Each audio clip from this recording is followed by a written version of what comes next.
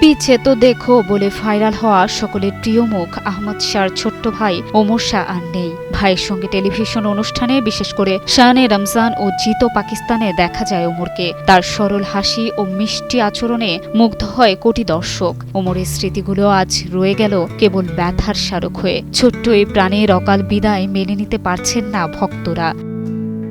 সোমবার ভোরে মারা গেছে ওমর। পরিবারের পক্ষ থেকে আহমেদের ইনস্টাগ্রাম অ্যাকাউন্টে লেখা হয়েছে, ইন্না লিল্লাহি ওয়া ইন্না ইলাইহি রাজিউন। আল্লাহ ওমরকে জান্নাত নসিব করুন, আমাদের ধৈর্য দান করুন। সকলেই ওমরের জন্য দোয়া করবেন। 2023 সালের নভেম্বরে তাদের ছোট্ট বোন আয়েশার মৃত্যুতে পরিবারে যে শোক নেমেছিল, ওমরের চলে যাওয়া সেই ক্ষতকে আরও বাড়িয়ে তুলেছে। রমজানের সম্প্রচারে দুই ভাইয়ের সঙ্গে কাজ করা জনপ্রিয় টেলিভিশন উপস্থাপক ওয়াসিম বাদামি ফেসবুকে আবেগঘন পোস্টে বলেন, ওমর আমার সন্তানের মতো ছিল। তার শ্বাসনালীতে বমি ঢুকে যায়, এতে শ্বাসরোধে তার মৃত্যু হয়। শেষ মুহূর্তে চিকিৎসকরা সর্বোচ্চ চেষ্টা করেও বাঁচাতে পারেনি এই ছোট্ট প্রাণটিকে।